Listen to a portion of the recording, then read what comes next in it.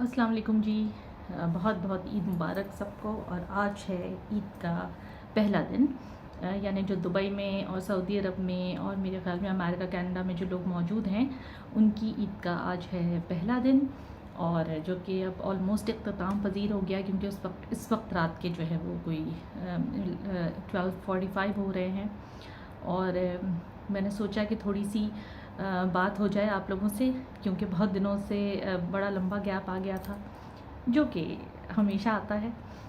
रमज़ान थे, बड़ा अजीब सा रूटीन हो जाता है रमज़ान में। आप रातों को जाग रहे होते हैं, दिन में सो रहे होते हैं, फिर ऐसे तेज़ी से रमज़ान गुज़र गया है कि समझ नहीं आया कि कब आया था और कब चला गया। और ख़ास तौर पे दुबई की लाइफ इतनी ज़्यादा कोई फास्ट है कि यहाँ पे तो दिन रात का बिल्कुल पता नहीं चलता। तो इस वजह से इतनी बार मैं इतना एब्सेंस मेरा रहा है कि मैं वीडियोस नहीं कर सकी।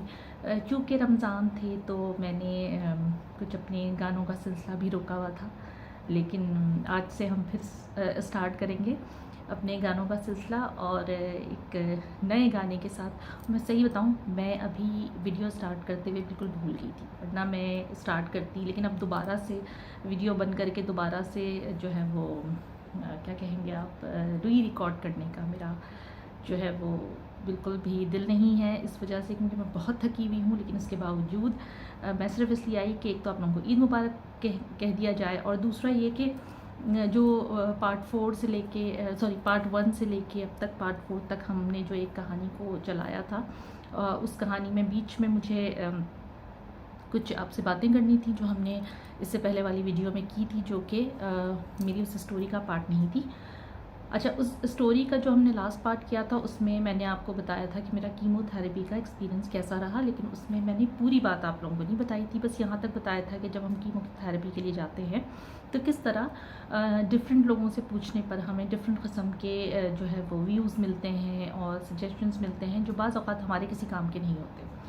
तो बेहतर ये है कि आप अपने डॉक्टर से बात करें या फिर किसी ऐसे इंसान से बात करें जो कि आपको सही तौर पर गाइड कर सकता हो। तो मेरे वीडियोस बनाने का सिर्फ़ और सिर्फ मकसद यही होता है कि मैं तमाम कैंसर पेशेंट्स को उन तमाम चीज़ों से बचा सकूं जिनसे मैं गुज़री और जिनसे मुझे गुज़रने पर अल्लाह का बड़ा करम है कि कुछ ऐसा नुकसान नहीं हुआ कि मैं ये कह सकूं कि जी कुछ लोगों ने या कुछ लोगों की बातों ने मुझे डैमेज किया। अल्हम्दुलिल्लाह, जहाँ पे जब आप अल्लाह ताला के ज़ेर साया होते हैं, जब अल्लाह ताला आपको जो है किसी ख़ास चीज़ के लिए चूज़ करता है, तो फिर ख़ुसूसी तौर पर आपको बहुत सारी ऐसी चीज़ों से गुजारता है जो कि आपको बहुत फ़ायदा देती हैं फ्यूचर के अंदर।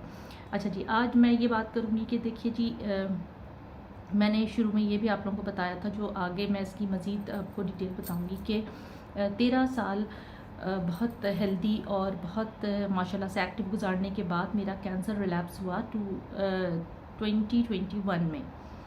कैंसर रिलैप्स से मुराद ये होती है कि आपका कैंसर वापस आ जाता है। मोस्टली जब हम अपना इलाज करवा रहे होते हैं, तो आजकल तो मैं सुन रही हूँ कि डॉक्टर्स आपको ये कह रहे होते हैं कि कैंसर वापस आ जाएगा, लेकिन जब मैंने अपना इलाज कराया था तो उस वक्त मुझे ऐसी कोई भी बात मेरे डॉक्टर्स ने नहीं कही थी और ना मैंने किसी से सुनी थी। तो मेरे जहन में ये 13 साल ये बात ही नहीं थी कि ये कैंसर वापस आ सकता है। इसलिए मैंने, हाँ, ये ज़रूर मेरे जहन में था कि बस अब मुझे एक दफ़ा हो गया है, तो चूँकि ये क्योरेबल नहीं है, ट्रीटेबल है, लिहाजा अब मैं कुछ भी खाऊं पीऊँ इससे कोई फ़र्क नहीं पड़ता। लेकिन ऐसा नहीं था, मुझे एहतियात करनी चाहिए थी, जो कि मैंने नहीं की। फिर भी मैं ये कहूँगी कि अल्लाह का बड़ा बड़ा एहसान और करम है मुझ पर कि इतनी बदएहतियाती करने के बावजूद भी मैं अल्हम्दुलिल्लाह अब बहुत बेहतर हूँ। बदएहतियाती क्या हुई, 13 साल मैंने जंक फूड भी खाया, प्रोसेस मीट भी खाया, और 13 साल मैंने स्ट्रेस भी लिया, टेंशन्स भी ली, बहुत हैक्टिक स्केड्यूल भी अपना कैरी ऑन किए, जो कि मुझे नहीं करने चाहिए थे। अच्छा जी, अब आ जाते हैं इस बात के ऊपर कि आज ईद का दिन है और कैंसर रिलैप्स के बाद ये मेरी दूसरी ईद है। तो ज़रा आज आपको क़िस्सा सुनाते हैं कि जब आपका कैंसर वापस आता है, तो ना सिर्फ कैंसर आपका वापस आता है, उसकी शिद्दत बाज़ औक़ात बहुत जो है वो इंटेंस होती है। साइकोलॉजिकली भी आप बहुत हिल जाते हैं। और फिर जब एक दफ़ा आप एक ऐसी बीमारी से गुजरे जिसमें life and death situation create हुई, आपके बड़े बैड एक्सपीरियंसेस हुए, आपके प्यारे आपसे दूर हो गए, आपसे बहुत सारी चीज़ें छिन गई, तो ये भी होता है कि सेकेंड टाइम आपका मोराल बहुत ज़्यादा डाउन हो जाता है और आप बहुत ज़्यादा जो है वो मायूसी में चले जाते हैं। और इसी के साथ आज मैं आपको ये भी बताऊंगी कि कैंसर रिलैप्स के साथ साथ मुझे अल्लाह ताला ने क्या कुछ अता किया और मैंने अपनी ज़िंदगी को कैसे बेहतर बनाया है। तो जनाब, कैंसर रिलैप्स मुझे हुआ 2021 में, ठीक है। इसका मतलब ये होता है कि आपके वो कैंसर सेल्स जिनको कि आपने ट्रीट कर दिया था, आपने कीमोथेरेपी की थी, रेडिएशन की थी, आपने सारे जो आपकी जो ओरल थेरेपी थी वो ली थी, उसको मैं पार्ट 4 के बाद जो कीमोथेरेपी के बाद जो पिछला वाक़या है वो मैं आपको ज़रूर सुनाऊंगी, जो कि 2008 टू 2010 है। ये अभी मैं आपको रीसेंट बात बता रही हूँ। तो हल्ला क्या कह रही थी मैं, हाँ, तो मैं कह रही थी कि कैंसर रिलैप्स में क्या होता है कि वो सेल्स जो आपके जिनको आप ट्रीट कर लेते हैं वो बाज़ औक़ात आपकी बॉडी से बिल्कुल गायब हो जाते हैं। ऐसा मेरे अभी तक इल्म में नहीं है, हो सकता है ऐसा होता भी हो, लेकिन जहाँ तक मुझे पता है कि ये बहुत ट्रिकी बीमारी है। तो वो कैंसर सेल्स आपके या तो ख़त्म हो जाते हैं फॉर द टाइम बिंग या जाके कहीं सो जाते हैं। तो सॉरी, ये भी पार्ट ऑफ वीडियो है, कुछ भी हो सकता है जी, लाइफ इज़ अनप्रेडिक्टेबल। ओके, तो हाँ, क्या कह रही थी मैं, तो वो आपके जो सेल्स हैं ना वो जाके सो जाते हैं और वो सोए रहते हैं, उनको ज़रूरत ही नहीं पड़ती जागने की। फिर अचानक क्या होता है कि किसी दिन ये कैंसर सेल्स आपकी बदहतियातियों की वजह से जाग जाते हैं। मेरे साथ भी हुआ। 13 साल मैंने बड़ी माशाल्लाह ज़बरदस्त ज़िंदगी गुजारी। मैंने बड़े एक लाइवली पर्सन की तरह मैं हंसी, वो खेली कूदी, सेल्फीज़ खींची, मैंने मीडिया ज्वाइन किया, मैं हेल्थ टीवी की न्यूज़ एंकर बनी, मैंने कॉर्पोरेट इंडस्ट्री को एक्सप्लोर किया, मैंने बहुत ट्रैवलिंग की, मैंने जो है बहुत वो सारे काम किए जो कि शायद मैं पहले नहीं कर सकती थी या नहीं करती थी, इस वजह से नहीं कि मुझे कोई बीमारी नहीं थी, इस वजह से कि हमारे मुल्क में, बल्कि हमारी सोसाइटी को कहना चाहिए कि जब आपकी शादी हो जाती है और उसके बाद जब आपको आज़ादी मिल जाती है, यानी अगर आपकी शादी ख़त्म हो जाती है और आप बिल्कुल आज़ाद हो जाते हैं, या फिर आपकी शादी में आपका हस्बैंड इतना लिबरल होता है कि वो आपको आज़ादी दे, तो फिर आप बहुत सारी ऐसी चीज़ें करते हैं जो कि आप अपनी शादी से पहले नहीं कर सकते, अपने माँ बाप के घर में नहीं कर सकते। सो एक ये भी था, दूसरा ये भी था कि चूँकि एक बड़ी बीमारी से गुजरे थे तो जी बड़े सॉफ्ट कॉर्नर्स थे लोगों के, तो बड़ी आज़ादियाँ भी मिल गई हमको। तो उन आज़ादियों को हमने 13 साल जो है भरपूर तरीके से एंजॉय किया, लिमिट्स में रहते हुए, वैल्यूज़ में रहते हुए किया, लेकिन भरपूर तरीके से एंजॉय किया। तो 13 साल के बाद जी मैंने 4-4.5 साल एक शॉपिंग मॉल में भी काम किया, उसका भी किस्सा ज़रूर सुनाएंगे आपको। उसमें भी कुछ पर्दा नशीनों के नाम आते हैं, खैर बहरहाल। तो वहाँ पे जॉब की और उस जॉब के दौरान बड़ा लग के काम किया, दिन रात मेहनत की, ना खाने का सोचा, ना पीने का सोचा, ना आराम का सोचा, बस काम काम काम काम करते रहे। और उसी काम में फिर इतना अपनी सेहत को निगलेक्ट किया। ऑल्दो मैं अपने जो चेकअप थे वो कराती रहती थी, लेकिन फिर भी अपनी सेहत को इतना निगलेक्ट किया कि अचानक डिफरेंट प्रॉब्लम्स शुरू हो गई। देखिए, कभी भी आपके जिस्म में कोई चीज़ झाँकती है ना, चाहे आपकी कोई पुरानी बीमारी हो या कोई नई बीमारी हो, आपकी बॉडी उससे पहले आपको बहुत सारे सिग्नल्स दे रहा होता है जो हम ट्रांसलेट नहीं कर पाते, कभी सुन नहीं पाते और कभी सुन के भी इग्नोर करते हैं, क्योंकि हम उसको ट्रांसलेट नहीं कर पाते। मेरी बॉडी भी सिग्नल दे रही थी। कैसे दे रही थी वो मैं आपको बताती हूँ। मेरे पैर में दर्द हो रहा था, एक ऐसा दर्द जो कि समझ नहीं आ रहा था डॉक्टर्स को कि क्यों हो रहा है, और बज़ाहिर सब कुछ ठीक था, लेकिन मेरी बैकबोन में इस साइड पे, पीछे की साइड पे तो इतना कोई ख़तरनाक दर्द होता था कि मैं मतलब बैठ नहीं पाती थी। मैं ऑर्थोपेडिक सर्जन्स के पास गई तो उन्होंने मुझसे कहा कि वॉक कीजिए। किसी ने मुझसे कहा कि जी स्कॉलियोसिस करके एक डिज़ीज़ होती है जिसमें आपकी बैकबोन एस शेप की हो जाती है, उसका माइल्ड अटैक है। मैंने MRI कराया, सब कुछ कराया, लेकिन वो चीज़ रिजॉल्व नहीं हुई। ठीक है जी, फिर छोटे मोटे दर्द, कभी कुछ कभी कुछ कभी कुछ। उसके बाद फिर ये हुआ कि तबीयत ख़राब हुई तो अपनी नौकरी पे जाना था करके हमने इग्नोर किया ख़ुद को, और फिर हमने 2-3 पैनाडोल खाई और हमने पेन किलर्स खाई जो कि कैंसर पेशेंट्स को ज़्यादा नहीं लेनी चाहिए। मैं तो नाम नहीं लूँगी, लेकिन बहुत सारी दवाएँ मैं पेन किलर के नाम पर खा जाया करती थी, सिर्फ इसलिए कि फॉर द टाइम पे खुद को मैं स्टैंड कर दूँ। जिम्मेदारियाँ थी, जाहिर सी बात है, घर देखना था, मुझे अपनी बिल्लियों को देखना था, अपनी नौकरी देखना था, अपना मियाँ देखना था। तो खैर बहरहाल इस तरह किया, लेकिन आखिरकार बॉडी की हिम्मत जवाब दे गई। और फिर उसके बाद हमने अल्ट्रासाउंड कराया तो उसमें पता लगा कि जी लिवर पे हमारे कुछ नोड्यूल्स आ गए हैं। और फिर उसके बाद डॉक्टर्स ने कहा कि जी स्टेज 4 कैंसर है। फिर कहा कि जी बोन्स में भी चला गया है, लंग्स में भी चला गया, लिवर में भी चला गया। तो अभी जो प्रेजेंट सिचुएशन डॉक्टर कह रहे थे पिछले साल, आज भी कह रहे होंगे, तो वो ये थी कि जी मुझे जो है 4th स्टेज कैंसर है, जो कि लिवर में भी है, लंग्स में भी है, बोन में भी है। और क्या कहते हैं, सर्वाइवल चांसेस ऑब्वियसली जब आप 4th स्टेज कैंसर पेशेंट हो और जबकि आपके लिवर के अंदर भी गड़बड़ चल रही हो। आज मेरा स्टाफ मुझे बहुत तंग कर रहा है और खैर सॉरी, चलता रहता है, लाइफ है ये। फिर मैंने कहा ना लाइफ इज़ अनप्रेडिक्टेबल, सही, ओके, हाँ जी। तो लेकिन बहरहाल वो मैं तो खैर गिव अप ना करने वालों में से हूँ, तो मैंने बिल्कुल गिव अप नहीं किया। मैंने कहा अच्छा जी अब हो गया, हालांकि रोई जाहिर सी बात है। आप मुझे पता है, मुझे ज़्यादा प्रॉब्लम ये नहीं हो रही थी कि मुझे ये वापस कहाँ से आ गया, मुझे ज़्यादा प्रॉब्लम ये हो रही थी कि मुझे अब बेड पे बैठना पड़ेगा।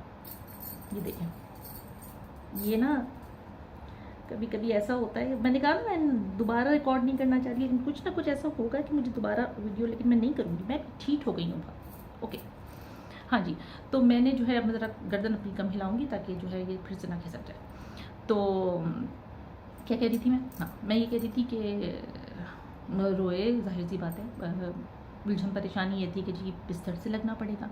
खैर बहरहाल ज़्यादा टेस्ट इस दफ़ा नहीं हुए क्योंकि बहुत जल्दी ही ये चीज़ ये होता खुल गया, क्योंकि बायोप्सी की नौबत आ गई कि जी लिवर बायोप्सी करनी चाहिए। अच्छा, क्या कुछ मुझे होता था ये भी मैं आपको बताऊंगी कि क्या वो सिम्टम्स थे जिसकी वजह से डॉक्टर्स ने ये डॉक्टर्स को ये पता लगा और मैं उस चीज़ को नहीं समझ पा रही थी। वो सिम्टम्स भी मैं बताऊंगी, अभी जो याद आता जा रहा है मैं बता रही हूँ, मुझे बताने दीजिए, ठीक है जी। तो अच्छा, मेरी याददाश्त बहुत ही फारिग हो गई, मैं फिर भूल गई मैं क्या कह रही थी। खैर हाँ जी, तो ज़्यादा बड़े टेस्ट नहीं हुए और फाइनली जो है फिर मैं चली गई doctor Naila Zahid, Liaquat national. She is a very good oncologist and she suggested me कि मुझे कीमोथेरेपी करवानी चाहिए और फ़ौरन करवानी चाहिए। एक बात हमेशा याद रखिएगा कि अच्छी बात ये होती है किसी भी अच्छे ऑन्कोलॉजिस्ट की कि जब तक वो पेशेंट्स को नहीं देख लेता या उससे मिल नहीं लेता, वो किसी फैसले पर नहीं पहुंचता, कि कोई जजमेंट पास नहीं करता।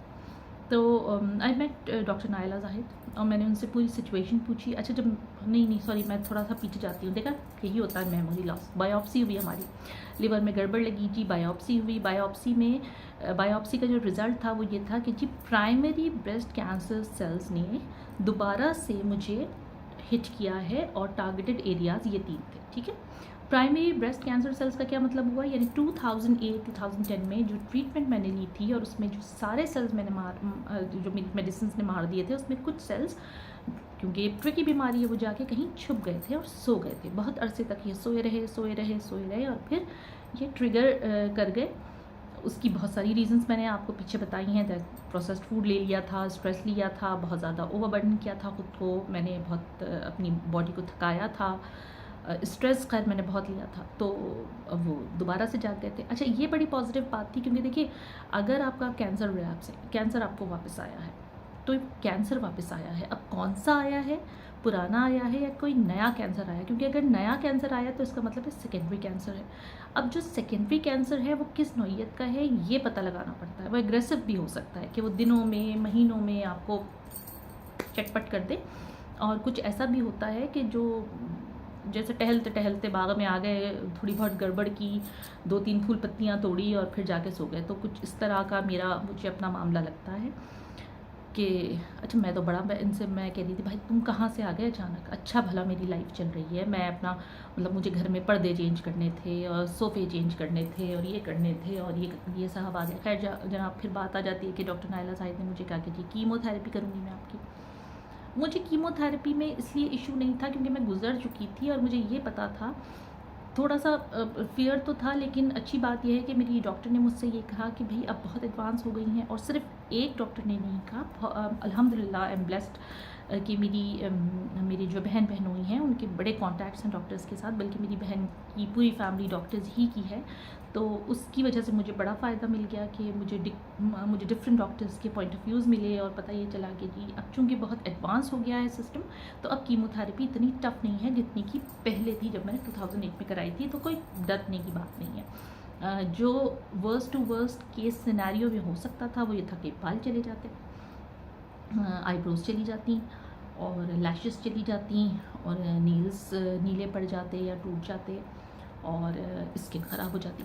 अच्छा, जो पिछली कीमोथेरेपी मैंने कराई थी ना, उस वक्त मुझे मेरी मदर ने, जैसे मैंने आपसे कहा कि वो मुझे बड़ा हौसला दिया करती थी, तो मदर ने कहा और मैंने खुद से अपने आप को एक बड़ा अच्छा रीज़न दिया था कि जिस तरह किसी गाड़ी की सर्विसिंग हो जाती है, यानी आप किसी गाड़ी को गैराज में भेजते हैं और कहते हैं कि जी सब कुछ सही कर दो, ब्रेक ऑयल भी डाल दो और ये भी कर दो और वो भी कर दो, रिफर्बिश जिसको कहते हैं, और उसका रंग भी चेंज कर दो और इंजन तो वैसे ही इंजन में मतलब ठीक ठाक करके गाड़ी को जो है स्ट्रक्चर उसका वही रहना चाहिए, चीज़ों को थोड़ा सा चेंज कर दिया जाए। तो मुझे भी अपना आप एक गाड़ी ही लगा जिसको जी रंग किया जाएगा, जो 2010 में हुआ था। और कमाल बात ये है कि जब मैंने 2010 में, मैं आपको अपनी पिछली तस्वीरें भी शेयर करूंगी जिस वक्त मैं हिजाब नहीं करती थी, तो 2010 में जब मैं कीमोथेरेपी के बाद जब मैं सेहतमंद हुई हूँ और जब मैं वापस अपनी लाइफ में आई हूँ, ओहो हो क्या हसीन थी मैं। और तब से अब तक मैं हसीन ही रही हूँ माशाल्लाह माशाल्लाह से। और अब मुझे बिल्कुल यकीन है अल्लाह की ज़ात पर भी और अपनी तमाम डॉक्टर्स की कोशिशों पे भी कि मैं मज़ीद आगे जो है वो हसीन तर हो जाऊँगी। तो बाल मेरे कीमोथेरेपी से पहले, पिछली बात बता रही हूँ मैं आपको 2008 की, तो बड़े रफ हुआ करते थे। 1 घंटे मुझे AR1 में ब्लो ड्राई करवाना पड़ता था, इतने मेरे वायरी हेयर्स थे। और आफ्टर कीमोथेरेपी मेरे बाल बड़े सिल्की और स्मूथ आए थे, जो कि मुझे हमेशा से ख्वाहिश थी। इसको कहते हैं, इसको कहा जाता है कि अल्लाह ताला आपकी ख्वाहिशों को जिस भी तरह पूरा करे वो पूरा करता है। और अल्हम्दुलिल्लाह हर इंसान की ख्वाहिश पूरी होती है, बस हम ही खुश नहीं होते और मुतमईन नहीं होते। खैर, हम आ जाते हैं इस कैंसर रिलैप्स के ऊपर। तो अब मैं क्यों कीमोथेरेपी के लिए इतनी आसानी से राज़ी हो गई, इसलिए क्योंकि मैंने अपने बालों का शदीद सत्यानाश कर लिया था, रंग करवा के, रूट्स करवा के, और ये कलर तो वो कलर तो वो हेयर कट। तो मैंने अपने दिल को समझाया कि यार लास्ट टाइम जब मेरे बाल कर्ली हेयर से स्मूथ और सिल्की हुए थे और जब मैं वर्जिन हेयर्स आए थे तो क्या क्वालिटी थी। तो मैंने कहा चलो यार, मैं वैसे इतनी गट्स तो मेरे में है नहीं कि मैं जाके अपने पूरे बाल कटवा दूँ, तो चलो अगर इस बहाने से मेरे बाल दोबारा से चले जाएंगे तो नए आ जाएंगे दोबारा से। वहाँ मैंने अपने दिल को समझाया, तो मुझे बालों के जाने का ज़्यादा रिग्रेट नहीं था, क्योंकि एक तो वैसे ही अल्लाह भला करे नए फैशंस का कि पूरी विग्स आ गई हैं और बड़ी ज़बरदस्त होती हैं, आपको अपने नेचुरल बालों की तरह लगती हैं, तो उसका मुझे टेंशन नहीं था। आईब्रोज़ मेरी कभी इतनी पहली कीमो के बाद इतनी डार्क हुई ही नहीं थी कि मुझे उसकी प्रॉब्लम होती। लैशेज़ आर्टिफिशियल लैशेज़ आ गई हैं, लैश एक्सटेंशंस आ गए हैं। मेरे नेल्स कभी हाथ के बढ़ते ही नहीं थे, तो मुझे लगा कि चलो जी, हो सकता है इस दफ़ा मेरे नेल्स जो है बड़े अच्छी तरह ग्रो करें, तो करा लेते हैं कीमोथेरेपी। अब मसला ये था कि जी उसकी इंटेंसिटी क्या होगी, तो वो भी मेरी डॉक्टर ने बड़ा मुझे समझाया। और फिर डिफरेंट चीज़ें आई कि बहुत सारे टोटके थे, बहुत सारी अल्हम्दुलिल्लाह अल्लाह के कलाम थे जो मुझे पढ़ने के लिए कहे गए, और मैंने सब किया। और सबसे अहम बात जो मैं बताना चाहूँगी कि जब मैं उम्रा के लिए गई थी, जब मैं बिल्कुल ठीक थी, ये 13 साल के दौरान की बात मैं आपको बता रही हूँ कि मैं शादी के बाद जब उम्रा के लिए गई थी, तो मैंने जितनी दफ़ा खाना काबा पे नज़र पड़ी है और रोज़ा रसूल सल्लल्लाहु अलैहि वसल्लम पर गई हूँ मैंने बस अल्लाह ताला से एक ही दुआ की है कि अल्लाह ताला मुझे सेहत भरी ज़िंदगी अता करें और इस बीमारी को मेरे जिस्म से जड़ से निकाल कर फेंक दें। तो फिर जब आप एक ऐसी हस्ती से दुआ कर रहे हैं जो कि आप हैं ही जिसके, तो फिर वो हस्ती आपको अगर कोई चीज़ देती है तो उस पर प्रोटेस्ट तो बिल्कुल नहीं बनता। उस पर इस बात की खुशी ज़रूर बनती है कि हमने दुआ मांगी और एक चीज़ वापस आई, तो फिर there is a reason behind it. और मुझे हमेशा से इस बात का यकीन है कि हर काम अल्लाह ताला अपने बंदों की बेहतरी के लिए ही करता है। और कुछ ऐसी चीज़ें होती हैं लाइफ में, ये मैं सबको कहती हूँ, मेरा अखबार ज़रूरी है कि कुछ ऐसे मैटर्स होते हैं लाइफ के जिनको बड़ी टफ़ ट्रीटमेंट की ज़रूरत होती है। तो जिस तरह कैंसर को ख़त्म करने के लिए कीमोथेरेपी की ज़रूरत होती है, उस तरह लाइफ के बहुत सारे मैटर्स को ख़त्म करने के लिए भी कीमोथेरेपी की ज़रूरत होती है, क्योंकि वो उतने ही ख़तरनाक होते हैं जितने कैंसर है। तो मेरी भी ज़िंदगी के बहुत सारे ऐसे मसाइल थे, बहुत सारी ऐसी चीज़ें थी जिनको ख़त्म करने के लिए शायद मेरा इस मरहले से गुज़रना ज़रूरी था। मेरे लिए बहुत ज़रूरी था कि मेरे अंदर मज़ीद सब्र आए। बहुत सारी चीज़ें मैंने आगे जाके बर्दाश्त करनी थी, वो भी मैं आपको बताऊंगी कि जो भी मैं आपको बताऊंगी ना, आपको फिर समझ में आएगा कि अल्लाह ताला किसी इंसान को किसी चीज़ से गुजारता है तो क्यों गुजारता है। तो फिर जिस स्टेज से आप लोग गुजर रहे होंगे, उसमें आप ये सोच रहे होंगे कि हम अगर इस स्टेज पर है तो ये ज़रूर हमारा वो ट्रेनिंग पीरियड है जिसका असल आने वाला है। तो हम इस ट्रेनिंग पीरियड में ख़ुद को जिस तरह कहते हैं कि आपकी ये ज़िंदगी एक इम्तिहान है और इसके बाद रिज़ल्ट आपको अल्लाह ताला के दरबार में मिलेगा, इसी तरह आपकी ज़िंदगी के अंदर भी जो भी आपके साथ होता है वो आपके फ्यूचर में आपको काम आने वाला होता है, इसलिए आपके साथ होता है। तो यकीन रखिए इस बात पर। अल्हम्दुलिल्लाह इस ईद पर मैं आपके सामने ज़िंदा सलामत बैठी हूँ, जबकि कैंसर रिलैप्स के बाद मुझे कहा गया था कि मेरी ज़िंदगी के ज़्यादा टाइम बाकी नहीं बचा है। इससे पहले भी 2008 टू 2010 के दौरान भी मुझे यही कहा गया था कि you have just 3 months to survive. अल्हम्दुलिल्लाह मैंने अल्हम्दुलिल्लाह इतनी लंबी ज़िंदगी पाई। अब फिर मुझको एक बहुत बड़ा रेड फ्लैग है मेरे सर पे 2021 से लेके आज तक, लेकिन अल्हम्दुलिल्लाह सेहत के साथ, ज़िंदगी के साथ मैं आपके साथ मौजूद हूँ। जो अहम तरीन बात मुझे इस कैंसर रिलैप्स के बाद ज़िंदगी की समझ आई वो ये कि आपका यकीन आपको ज़िंदा रखता है, और आपका यकीन आप पर नहीं, आपका यकीन उस ज़ात पर जिसने आपको पैदा किया है, कि उसने जो भी आपके लिए तय किया है वो बेहतर और बेहतरीन है, और उससे गुज़रना आपके लिए इंतहाई ज़रूरी है। अगर आप उससे नहीं गुज़रेंगे और अगर आप चाहेंगे कि आपकी ज़िंदगी सिर्फ सहल और आसान रहे, और अगर आपको ये लगेगा कि मुझे एक दफ़ा ये बीमारी आई है तो अब ज़िंदगी भर ये मैं किसी तकलीफ़ से गुज़रूँगा ही नहीं क्योंकि मैं इतनी बड़ी तकलीफ़ गुजार चुका हूँ, तो ऐसा नहीं है। बाज़ औक़ात अल्लाह ताला को आपका सब्र पसंद आ जाता है, बाज़ औक़ात अल्लाह ताला को आपकी काविशें पसंद आ जाती हैं, बाज़ औक़ात अल्लाह ताला को आपका यकीन पसंद आ जाता है, जो आपको खुदा पर होता है कि जब भी आप गिरेंगे वो आपको उठा लेगा। तो इसी यकीन के साथ मैंने भी उस ट्रीटमेंट को दोबारा से करवाया, जिसको मैं 2008-2010 के बाद तसव्वुर नहीं कर सकती थी। तब मेरी मॉम ज़िंदा थी, उनके लिए मुझे जीना था, मेरे फादर ज़िंदा थे, और इस दफ़ा ना मेरी मॉम थी ना मेरे फादर थे। लेकिन इस वक्त भी मेरे पास एक इतना बड़ा रीज़न था जीने के लिए, क्योंकि मेरे पास एक बहुत लविंग लाइफ पार्टनर है, मेरे बहुत मुझे दिल से मोहब्बत करने वाले बहन भाई मौजूद थे जिनके लिए मुझे आगे बढ़ना था, और मेरा पूरा ख़ानदान मुझसे कहता है आज भी कि मुझे देखकर उनको अपनी तकलीफ़ें कम लगती हैं, मुझे देखकर उनको अपनी परेशानियां कम लगती हैं, मुझे देखकर उनको जीने का दिल चाहता है। तो फिर मैं कैसे चली जाती इन सबको मायूस छोड़कर, क्योंकि अगर मैं मायूस हो जाती, मैं जीने की विल छोड़ देती, तो वो सिर्फ मैं अपने लिए जो भी फील कर रही होती, उससे मुझे फ़र्क पड़ता मेरे साथ बहुत सारे लोगों को फ़र्क पड़ता, बहुत सारे लोगों की ज़िंदगियाँ, उम्मीदें जुड़ी हुई थी मेरे साथ, और मुझे यकीन इस बात पे था कि अल्लाह ताला ने अगर इतने सारे रीज़न्स रखे हैं जिनकी वजह से मुझे दोबारा से इस बिस्तर से खड़े होना है, तो फिर ये सारे रीज़न्स इस वजह से अल्लाह ताला ने मुझे दिए हैं, क्योंकि अल्लाह ताला ने मुझे ज़िंदगी देनी है। तो अब इस ज़िंदगी को कैसे गुजारा जाए और कैसे मोतबर बनाया जाए और कैसे लोगों के काम आया जाए, इसकी सोच के साथ ही मेरे जहन में एक सोच उभरी, और वो ये कि जैसे जैसे मैं ट्रीटमेंट के मराहिल से गुजरी, मैंने देखा कि हमारे मुल्क में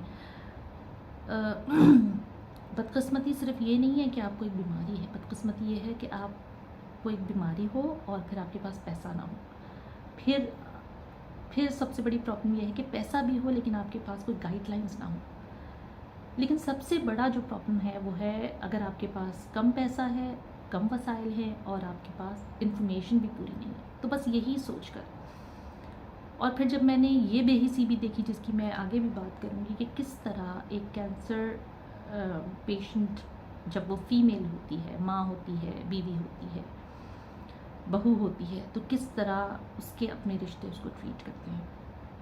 मैंने रियल लाइफ एग्जाम्पल्स देखी हैं अपने सामने। मैंने कीमोथेरेपी के दौरान मेरे इस हाथ पे ड्रिप लगी हुई होती थी, लेकिन मेरी आंखें ना चारों तरफ देख रही होती थी, कौन किसके साथ बेहिसी कर रहा है, कौन सा शौहर है जो कि इस बात का एहसास नहीं कर रहा कि वो बीवी। मैंने ऐसे ऐसे भी लोग देखे हैं जो कि कीमोथेरेपी के दौरान सुबह 7 बजे उठ के बच्चों को स्कूल भी भेज रहे हैं, शौहर को खाना भी दे रहे हैं।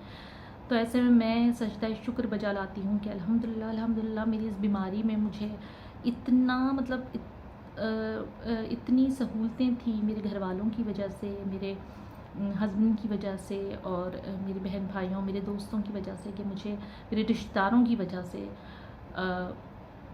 कि मेरे लिए ये वक्त टफ़ नहीं था। तो जब अल्लाह ताला ने इतनी सहूलतें मुझे दी हैं तो फिर उसका शुक्र अदा करने के लिए ज़रूरी है कि मैं उसके बंदों की खिदमत करूँ। इसी सोच के तहत और उसी कीमों के दौरान मेरे जहन में ये बात आई कि मुझे एक ग्रुप बनाना चाहिए और सदक़ा जारिया के तौर पे, और मुझे जो है लोगों की खिदमत करनी चाहिए। क्योंकि जब मुझे ये लगा कि मेरा कैंसर दोबारा आ गया है और अब शायद मेरी ज़िंदगी ख़त्म हो जाए, तो मुझे डर ये नहीं था कि मैं मर जाऊँगी तो क्या होगा। मुझे डर ये था कि मैं अल्लाह को मुँह क्या दिखाऊँगी। कोई ऐसा काम नहीं किया, कोई इतनी रेगुलर नमाज़ें नहीं पढ़ी, ऐसा नहीं है कि कभी जेलस नहीं हुए, ऐसा नहीं है कि कभी झूठ ना निकला हो मुझसे, ऐसा नहीं हुआ कि कभी किसी की ग़ीबत ना की हो, ऐसा नहीं हुआ कि कभी कोई सियासत ना की हो, ऐसा नहीं हुआ कि कभी किसी से कोई ग्रज ना पाली हो। क्योंकि इंसान, कोई भी इंसान ये दावा नहीं कर सकता सिवाय एक ज़ात के कि वो उसके अंदर इस तरह की कोई सिफ़ात नहीं है। क्योंकि ये वो सिफ़ात हैं जो कि अल्लाह ताला ने हर इंसान में डाली हैं। अब आप उसका वॉल्यूम कितना रखते हैं ये आपके ऊपर डिपेंड करता है। तो सवाल मेरे सामने यही खड़ा हुआ था कि क्या मुँह लेके जाऊँगी अल्लाह ताला के पास। तो फिर अपने मतलब इस सवाल के जवाब को पॉजिटिव करने के लिए मैंने ये सोचा कि मुझे अल्लाह के बंदों की खिदमत करनी चाहिए। तो नाम जहन में आया कि मुझे एक ग्रुप बनाना चाहिए जिसका नाम होगा हेल्प एंड हील।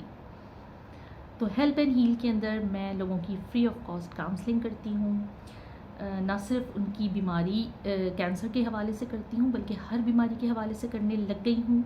इसके अलावा मैं रिलेशनशिप काउंसलिंग्स भी करती हूँ, क्योंकि इस पूरे सिनेरियो के अंदर बहुत सारे रिश्ते, बहुत सारे नाते, बहुत सारे लोगों, बहुत सारे ऊंच नीच और बहुत सारे उतार चढ़ाव और बहुत सारे रंग देखे हैं मैंने रिश्तों के, ज़िंदगी के। और ये भी देखा है कि जज्बातियत से क्या नुकसान होता है, सब्र से क्या नुकसान होता है, बाज़ औक़ात चुप रहने से क्या नुकसान होता है, बाज़ औक़ात ज़्यादा बोलने से आपको क्या नुकसान होता है। तो इसलिए मैं कोशिश करती हूँ कि लोगों की मदद करूँ हर तरह से, अगर उनका रिश्ता ठीक हो सकता है। रिश्ते से मुराद ये कि अगर उनके अपने शौहर के साथ, ज़्यादातर मसले लोगों के यही होते हैं कि उनके अपना शौहर ससुराल से प्रॉब्लम होती हैं, तो मैं उसको ठीक कर सकूँ। जो छोटी छोटी बातें होती हैं ख़ानदान में, आपस की रंजिशें होती हैं, उसको ठीक कर सकूँ। जो लोग मायूस हो जाते हैं अपने हालात से, कभी फाइनेंशियल से मायूस हो जाते हैं, कभी आपके ख़ानदानी मसाइल से मायूस हो जाते हैं। शायद वीडियो लंबी हो जाए, लेकिन होने दीजिए। अब तो नज़र भी नहीं, तो चश्मे नहीं लगे हुए तो नज़र नहीं आ रहा ना। चश्मे ये रखे हुए, लेकिन लगाऊंगी इसलिए नहीं क्योंकि अब बड़ी मुश्किल हो जाती है लगाने में ना, अच्छा नहीं लगता। अब एक लुक चल रहा है तो एक ही लुक चलना चाहिए। तो इसलिए मैंने हेल्प एंड हील बनाया है। इंस्टाग्राम का भी मैं लिंक, अभी मुझे आता नहीं है डिस्क्रिप्शन बॉक्स में डालना, तो मैं लिंक डिस्क्रिप्शन बॉक्स में डाल दूँगी। तो आप लोग इंस्टाग्राम पेज को फॉलो कीजिए। मेरे व्हाट्सएप ग्रुप को फॉलो करने के लिए आपको इंस्टाग्राम पे मुझे मैसेज करना पड़ेगा, क्योंकि मसला ये है कि हमारे मुल्क में ख़ास तौर पे बिलखुसूस मैं पाकिस्तानी ही की बात कर रही हूँ कि बहुत सारे ऐसे लोग भी हैं जिनको ये बीमारी से मुब्तला लोग, या इस वक्त स्क्रीन पे बैठी हुई खातून या कोई भी खातून, वो मजाक लग रहा होता है। तो वो बजाय ये कि मेरे फ़ोन के ऊपर जो है अपनी काम की बात करें, फिर मुझे फ्रेंड रिक्वेस्ट आना शुरू हो जाएंगी। तो इसलिए मैं आपको फ़ोन नंबर नहीं दे रही, व्हाट्सएप ग्रुप के का नंबर आपको इस डिस्क्रिप्शन बॉक्स में नहीं दे रही।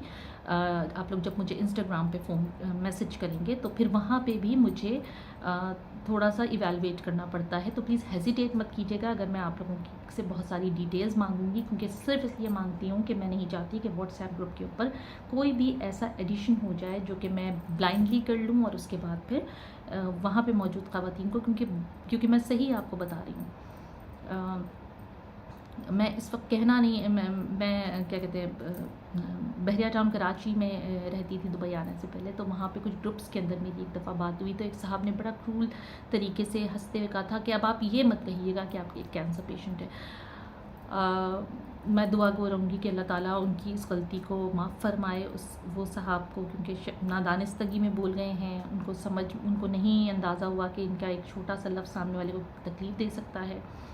तो ऐसे बहुत सारे हमारे पास लोग हैं जिनको ये समझ नहीं है कि कब कहाँ और कैसे बात करनी चाहिए और किन लोगों को तंग नहीं करना चाहिए। इसलिए मैं ये आप लोगों को कह रही हूँ कि इंस्टाग्राम पे अगर मैं आप लोगों से ज़्यादा बात पोस्ट करूँ तो उसको माइंड मत कीजिएगा, क्योंकि मैं ये चाहती हूँ कि मुझसे फ़ायदा उनको हो जिनको मुझसे फ़ायदा चाहिए। रिलेशनशिप काउंसलिंग का जब मैंने मार्केटिंग करना शुरू की तो मुझे बहुत सारे ऐसे हजरात का मैसेज आया जिनका जो एंड कॉन्वर्सेशन थी वो ये थी कि हमें आपसे दोस्ती करनी है। तो भाई मेरे मैं सबको ये एक बहुत क्लियर आप लोगों को ये एक मैसेज देना चाह रही हूँ कि देखिए प्लीज़, मैं बहुत सीरियस काउंसलिंग करती हूँ, मैं वाकई ह्यूमैनिटी की खिदमत करना चाह रही हूँ और कर रही हूँ। मैं दोस्ती में, मैं इस तरह की चीज़ों में बिल्कुल भी ना बिलीव रखती हूँ और ना मुझे इंटरेस्ट है, ना मेरे पास टाइम है। तो प्लीज़ बराह करम आप लोग किसी भी किस्म के की तफरी के चक्कर में या किसी भी सिर्फ लफाजी के चक्कर में या जस्ट किसी लिए कि मुझे अपने सर्कल में ऐड कर लें, इसके लिए ना मुझे मैसेज कीजिएगा, ना मुझे अप्रोच कीजिएगा। और ये भी मैं आपको बता दूं कि हमारे पास एक चीज़ का ख्याल नहीं किया जाता कि इंसान तो जो कह रहा है, ऊपर बैठी हुई ज़ात भी देख रही होती है। मैं जो काम कर रही हूँ मैं बहुत सीरियसली लोगों की मदद के लिए कर रही हूँ। अब अगर ऐसे में मुझे फ्रेंड रिक्वेस्ट आएगी या कोई झूठ बोलकर मुझसे हमदर्दियाँ या मुझसे बातचीत शुरू करने की कोशिश करेगा तो यकीन करें मैं तो शायद ब्लॉक कर सकती हूँ, ब्लॉक कर दूँगी, डांट सकती हूँ, लेकिन इसकी बड़ी सख्त पकड़ है। किसी तकलीफ़ कोई एक ऐसा इंसान जो किसी की मदद कर रहा है, किसी को किसी मुश्किल से निकाल रहा है, अगर आप उसके लिए मुश्किलात खड़ी करेंगे तो फिर कुदरत आपको ऐसा नहीं करने देगी। तो प्लीज़ जब आप लोग ऐसे जो भी लोग इस तरह के करते हैं काम, या जो भी ख़वातीन इस तरह की प्रॉब्लम्स में मुब्तला हैं कि उनको लोग इस तरह तंग कर रहे होते हैं, वो इस बात का भी यकीन रखें कि अल्लाह ताला का बड़ा अच्छा और ज़बरदस्त सिस्टम है इन तमाम चीज़ों को रोकने के लिए। तो बात ये थी कि हाँ, फिर अब इस पे आ जाते हैं कि जी ये मेरी कैंसर रिलैप्स के बाद सेकेंड ईद है। इससे पहले वाली ईद पर मैं पूरा रमज़ान मैं एक पकोड़ा, एक समोसा नहीं खा सकती थी, मैं चावल नहीं खा सकती थी, मैं रोटी नहीं खा सकती थी। मेरा मुंह का मेटालिक टेस्ट था, बिकॉज मेरी कीमोथेरेपी ख़त्म हुई थी मई के फर्स्ट वीक में, बल्कि यस रमज़ान से एक हफ़्ता पहले मेरी कीमोथेरेपी ख़त्म हुई थी और मेरा मुंह का टेस्ट मेटालिक था।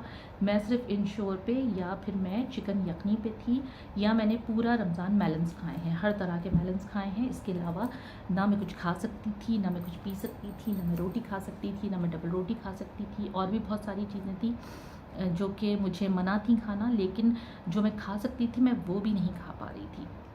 इसके बावजूद सिर्फ अपने आप को ये समझाने के लिए कि मैं इस बीमारी के आगे हथियार नहीं डालूँगी, मैंने इफ्तार भी बनाई है। कुर्सी पे बैठकर बनाती थी, चक्कर आती थी तो मैं उठ के कमरे में आ जाती थी, लेकिन बनाती इसलिए थी और मैं अपने अपार्टमेंट में जो नीचे चौकीदार थे उनको भिजवाया करती थी, गेट कीपर्स को इफ्तार, और वो सब मैं सिर्फ इस हिम्मत से और इस लगन से कर रही होती थी क्योंकि मुझे जीना था। ये तरीक़े जो मैं आपको बता रही हूँ ना, ये सारा कुछ ये नहीं है कि मुझे अपने हस्बैंड की गुड बुक्स में आना था या मुझे ससुराल वालों की गुड बुक्स में आना था। ये अपने आप को ये समझाना था, अपने आप से खड़े होना था अपने पैरों के ऊपर। तो आपकी अपनी कोशिश ये होनी चाहिए कि आप गिव अप ना करें। तो लास्ट उस रमज़ान मैं लेट सकती थी बिस्तर के ऊपर, मुझे किसी ने नहीं कहा था इफ्तार बनाने के लिए, लेकिन मैंने अपनी बॉडी को ये समझाया कि नहीं, बिस्तर नहीं पकड़ना है, अपने कामों में लगना है। और उसके बाद आप यकीन करें, उस रमज़ान में कीमोथेरेपी ख़त्म होने के बाद ईद पर मैंने दावत भी की है अल्हम्दुलिल्लाह, अपने घर की डीप क्लीनिंग भी करवाई है, अपना किचन मैंने खुद मेड के साथ मिलकर साफ़ किया। अच्छा, मैं ये बताने का मकसद ये नहीं है आप लोगों को कि मैंने कोई कमाल किया। बहुत सारी ऐसी ख़वातीन जो मैंने अभी आपको मेंशन किया है हैं जिन्होंने ड्यूरिंग कीमोथेरेपी भी बच्चों को स्कूल भेजा है और ससुरालों में काम किए हैं और सब किए हैं। मैं आपको ये बात इस पॉइंट ऑफ व्यू से बता रही हूँ कि ये सारे काम मैंने जानबूझ के किए हैं, मुझ पे रिस्ट्रिक्शन नहीं थी, लेकिन मैंने उठ के किए हैं। आप लोग शायद वो काम करते हैं तो आपके ऊपर जिम्मेदारी है, या आप शायद इस सोच के साथ नहीं कर रहे होते कि नहीं हमने करना है, आप इस सोच के साथ कर रहे होते हैं कि शौहर क्या कहेगा, आप इस सोच के साथ कर रहे होते हैं कि सास क्या कहेंगी, आप इस सोच से कर रहे होते हैं कि मेरे बच्चों का स्कूल मिस हो जाएगा। सोच को बदलिए, सोच ना शौहर, ना बच्चे, ना सास। सोच आप, पैरों पे आपने खड़े होना है। सुबह 7 बजे आप अगर अपने बच्चों को अच्छी माँ की तरह या 6 बजे उठ के अपने बच्चों को स्कूल भेजती हैं तो ये आप अपनी खुशी के लिए करेंगे। तो जब आप कीमोथेरेपी से गुजरते हैं या कीमोथेरेपी के बाद गुजरते हैं और आपको उठना पड़ता है बिस्तर से, तो ये सोचकर अगर आप उठेंगे कि अरे यार देखो किसी को मेरा एहसास नहीं है, ये सोच आपको मज़ीद बीमार डालेगी। सोच ये होनी चाहिए कि मुझे उठना है, ये मेरी मर्ज़ी है, किचन में जाके अंडा तलना मेरी मर्ज़ी है, बच्चों को स्कूल वैन तक छोड़ना मेरी मर्ज़ी है, बिकॉज़ इससे मेरी ज़िंदगी चलती है, ये मेरी एनर्जी है, यही मैंने किया। किचन साफ़ करना मेरी मर्ज़ी थी क्योंकि मुझे अपने किचन में गंदगी नहीं चाहिए थी। मुझे अपने मियाँ को अपने हाथ से इफ्तार बनानी थी, चाहे वो एक पकौड़ा ही तलना क्यों ना हो। बेशक मेरे पास मेड थी, मैं खड़ी हुई क्योंकि इन्हीं चीज़ों से तो मैं ज़िंदा हूँ। अगर मुझे इस बात का यकीन ना हो कि वो एक शरबत का गिलास जो मैं अपने शौहर को देती हूँ या मैं अपनी सास को देती हूँ या मैं अपनी बहन को एक फ़ोन जो करती हूँ तसल्ली का, उस फ़ोन की ही तो अहमियत है, तो फिर मैं ये तो मेरी ज़िंदगी बड़ी अहम है, तब तो मैं जी पाऊँगी। अगर पता नहीं मैं आप लोगों को सही तरह समझा पा रही हूँ कि नहीं, लेकिन अहम हम हैं, हमारी ज़िंदगी अहम है, हमारी एनर्जी अहम है। सारे काम चलते रहेंगे, बच्चे स्कूल भी चले जाएंगे, सास की खिदमत भी हो जाएगी, शौहर को खाना भी मिल जाएगा, लेकिन अहम हम हैं। जो हम एक गिलास पानी अपने शौहर को पिलाते हैं वो कोई नहीं पिला सकता। वैन पे छोड़ के बच्चों को जो हम हाथ वेव कर सकते हैं वो कोई नहीं कर सकता। और अपनी सास को अगर खुश रख सकते हैं तो सिर्फ हम खुश रख सकते हैं, कोई हमारी जगह नहीं रख सकता। तो हम अहम हैं, तो हमें जीना है। फिर उस ईद पर मैंने दावत भी की, लोगों को भी बुलाया, दावतों में गई भी, अच्छी तरह कपड़े भी पहने क्योंकि मुझे जीना था, मैंने मेहंदी भी लगाई, मैं बहुत खुश भी हुई। इसी तरह अब मैं अल्लाह ताला का जितना शुक्र अदा करूँ उतना कम है। इस पूरे रमज़ान अल्हम्दुलिल्लाह अल्हम्दुलिल्लाह गो कि मैं कोई भी रोज़ा नहीं रख पाई क्योंकि मेरी तबीयत ऐसी नहीं है, मैं रोज़ा नहीं रख पाती, लेकिन उसके बावजूद पूरा रमज़ान मैंने बहुत काम भी किया, मज़े से इफ्तार भी खाई है। और आज मैं अभी बाहर से घूम फिर कर आई हूँ, मैंने कपड़े भी चेंज किए हैं, मैंने मेहंदी भी खुद लगाई है, मैंने मेकअप भी खुद किया है। तो मैं आपके सामने मैं रियल लाइफ एग्जाम्पल हूँ। तो डॉक्टर के कहने से, दुनिया के कहने से, ग्राउंड रियलिटीज़ कुछ भी हो, जो ज़िंदगी हमारी है और कितनी है और कब तक रहेगी सिवाय अल्लाह के कोई नहीं जानता। लिहाजा किसी भी बात पे ध्यान नहीं देना है, सिर्फ जीना है खुशी के साथ, हर लम्हे को खुशी से जीना है और खुश रहना है, अपने लिए खुश रहना है, अपने लिए और खुश रहना है सिर्फ अपने लिए।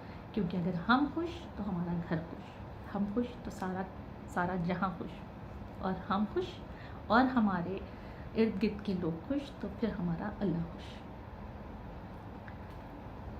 चलिए अब गाने से हम इख्तिताम करेंगे और फिर नेक्स्ट वीडियो में फिर हम कोई गाना सुनाएंगे आपको अच्छा सा। वीडियो बहुत लंबी हो गई है लेकिन कोई बात नहीं, बहुत ज़रूरी थी। ईद मुबारक सबको बहुत बहुत।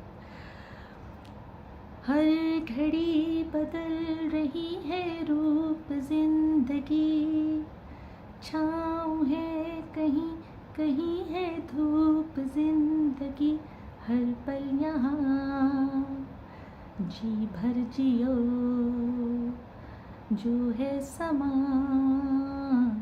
कल हो न हो, हर पल यहाँ जी भर जियो, जो है समा कल हो न हो। अल्लाह हाफ़िज़।